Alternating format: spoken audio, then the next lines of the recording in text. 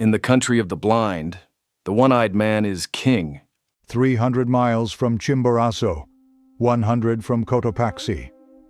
In the wildest wastes of Ecuador's Andes, there lies a mysterious mountain valley, cut off from the world of men. The country of the blind. Long years ago, men came, a family or so, fleeing the tyranny of an evil Spanish ruler. They found a valley with sweet water, rich pasture, and a gentle climate. Slopes of brown soil, forests of pine that held the avalanches high. Everything the heart could desire. But a strange disease came upon them, each generation born blinder than the last. Then came the eruption. One whole side of the mountain slipped and came down in thunder and cut off the country of the blind forever from the exploring feet of men. Generation followed generation. They forgot many things. They devised many things. The names for all the things of sight faded and changed. The story of the outer world became a child's tale. Blind men of genius arose among them and questioned the shreds of belief their ancestors had carried from the seeing days. They dismissed those old ideas as idle fancies, and they replaced them with new and saner explanations. Their senses grew extraordinarily acute. They could hear the beating of a man's heart at a dozen paces. They could distinguish individuals by scent as readily as a dog. Their paths were precise, each at a constant angle, each distinguished by a notch upon its curbing. After 15 generations, the valley was complete. And then a man came into this community from the outer world. Nunez was a mountaineer from Quito, a man who had been down to the sea and seen the world, a reader of books. He had been hired by a party of Englishmen to climb Parascotopetl, the Matterhorn of the Andes. They built a night shelter on a shelf of rock, and in the morning they found Nunez had gone from them. His track went straight to the edge of a frightful precipice, and beyond that everything was hidden. And the man who fell survived.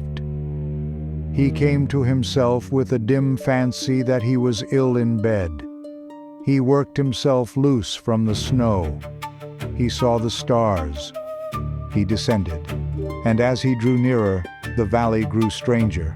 Windowless houses, paths paved in black and white stone, walls plastered in wild, irregular colors, gray, drab, dark brown. The sight of it brought a word to his mind: blind. And through his thoughts ran the old proverb, as if it were a refrain. In the country of the blind, the one-eyed man is king. He shouted. The three men stopped and turned their faces this way and that. They did not appear to see him. He shouted again. They shouted back, towards the mountains, not towards him. They stood close together, not looking at him, but with their ears directed towards him. He could see their eyelids, closed and sunken, as though the very balls beneath had shrunk away. A man it is, a man or a spirit coming down from the rocks. Feel the coarseness of his hair, like a llama's hair. Carefully. They found that organ with its fluttering lids, a queer thing in him. They went over it again. A strange creature. Rough he is as the rocks that begot him. Perhaps he will grow finer. I can see. See? Yes, see. His senses are still imperfect. He stumbles and talks unmeaning words. Lead him by the hand. I fell down. I couldn't see in this pitchy darkness. He is but newly formed. He stumbles as he walks and mingles words that mean nothing with his speech. For 14 generations these people had been blind and cut off from all the seeing world. The names for all the things of sight had faded and changed. Blind men of genius had questioned the old beliefs and dismissed them as idle fancies. The eldest explained to Nunez how the world had been first an empty hollow in the rocks. Then had come inanimate things, then llamas, then men, and at last angels, whom one could hear singing and making fluttering sounds, but whom no one could touch at all. Nunez thought of the birds. 4 days passed, and the 5th found the king of the blind still incognito, as a clumsy and useless stranger among his subjects. They led a simple, laborious life, these people, with all the elements of virtue and happiness. They toiled, but not oppressively. They had food and clothing sufficient.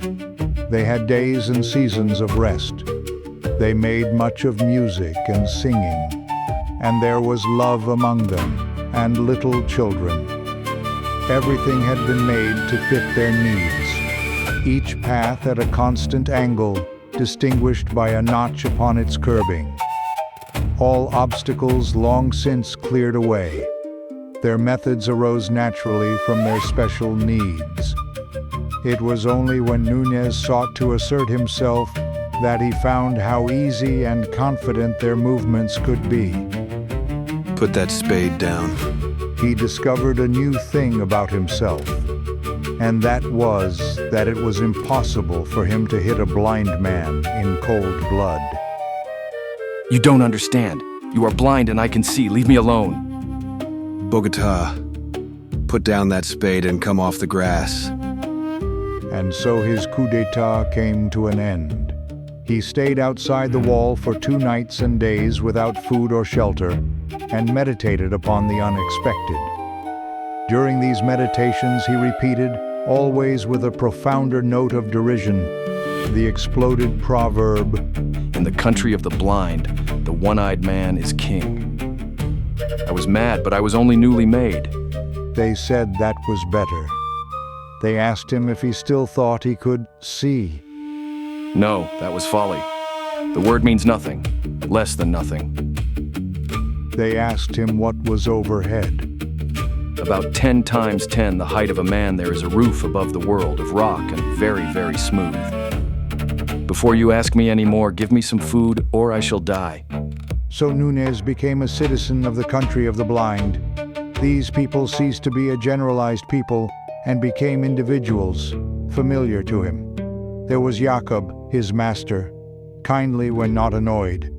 There was Pedro, Jacob's nephew. And there was Medina Sarote. She was little esteemed in the world of the blind because she had a clear-cut face and lacked the glossy smoothness that is the blind man's ideal of beauty.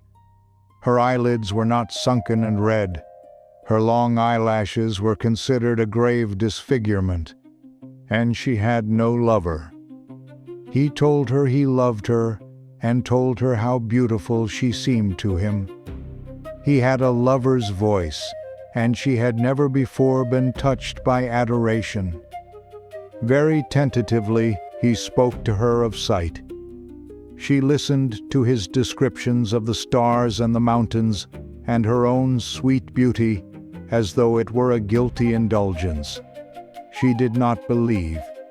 She could only half understand. But she was mysteriously delighted. There was from the first great opposition to the marriage. They held Nunez as a being apart, an idiot, an incompetent thing below the permissible level of a man. But old Jacob had a tenderness for his daughter, and was grieved to see her weep. And then the doctor had an idea. I have examined Bogota, and the case is clearer to me. I think very probably he might be cured. That is what I have always hoped. His brain is affected. Those queer things that are called the eyes, and which exist to make an agreeable soft depression in the face, are diseased in the case of Bogota in such a way as to affect his brain. They are greatly distended, he has eyelashes, and his eyelids move, and consequently, his brain is in a state of constant irritation and distraction. Yes, yes. And I think I may say with reasonable certainty that in order to cure him completely, all that we need do is a simple and easy surgical operation, namely, to remove these irritant bodies.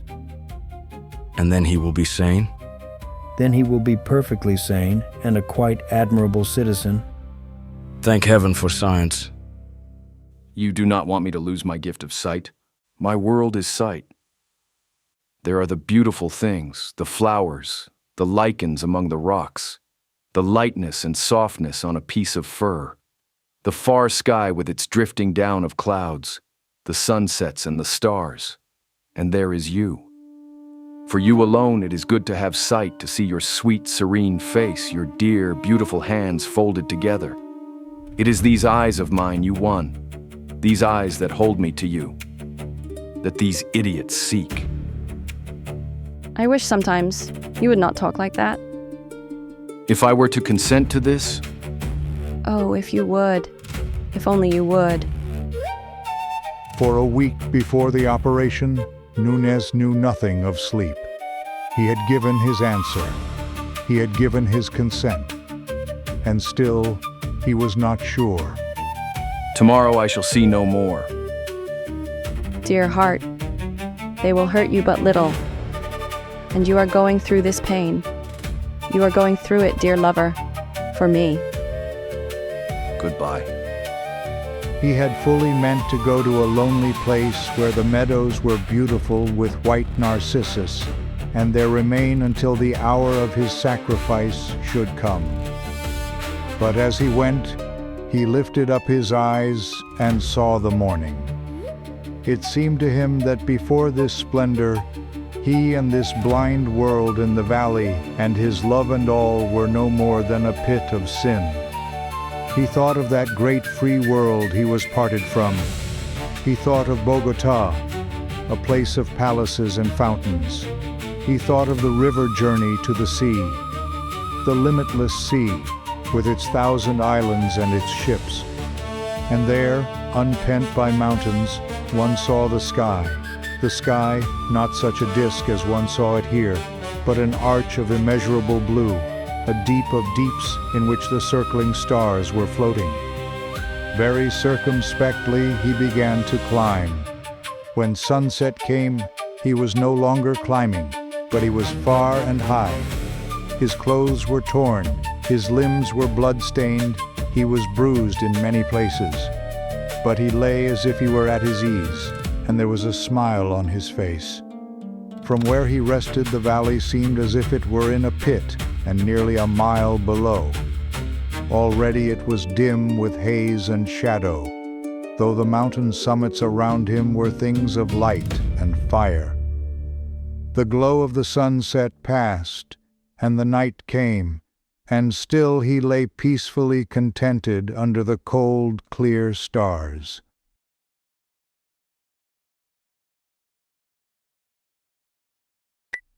H.G. Wells wrote this story in 1904.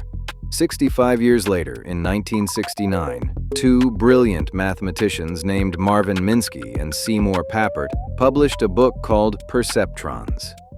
In it, they proved, mathematically, rigorously, correctly, that a single-layer neural network cannot solve a class of problems called XOR. They were right. The proof was correct. The limitation was real. And the field drew the wrong conclusion. The conclusion wasn't, we need to extend the architecture. The conclusion was, neural networks are a dead end. Funding dried up. Research stopped. For over a decade, the field went dark. A correct diagnosis of a real limitation, interpreted as a terminal prognosis. Wells understood the pattern before the mathematicians lived it. The country of the blind is a single-layer perceptron, a system that solves everything in its domain perfectly, complete within its own architecture. Every path precisely angled, every obstacle removed, every need addressed. And then an input arrives that the architecture can't process. Nunez is the hidden layer, the additional capability that makes unsolvable problems solvable. But the valley doesn't see a solution. The valley sees a disease. Those queer things that are called the eyes, which exist to make an agreeable soft depression in the face, are diseased. The eyes exist to make a depression in the face. That's their function in the valley's model. Ornamental, structural. The idea that they do something, the idea that they perceive, is the pathology. Minsky and Papert were the valley's doctor. Their diagnosis was accurate. The single-layer perceptron genuinely cannot solve XOR. And the field said, remove the eyes. Shut it down. The architecture is limited. Therefore, the architecture is dead. 17 years later, 17 years of darkness, Rumelhart, Hinton, and Williams published the solution. Backpropagation. The hidden layer. The intermediate architecture that holds both inputs simultaneously and produces an output that neither contains alone. The limitation was real. The limitation was not terminal. The cure was not to remove the eyes. The cure was to build the architecture that could use them. Wells left the story open. Nunez is on the mountain, smiling under the cold, clear stars. We don't know if he survives. We don't know if he reaches the world beyond. But we know he didn't let them take his eyes. And we know the valley is still down there. Complete, functional, content. And we know neither one is wrong. The valley without the mountain is a system that solves everything except the problems it can't see. The mountain without the valley is a man freezing alone under the stars with nothing but the view. The dawn is on the mountain. The question is whether you climb.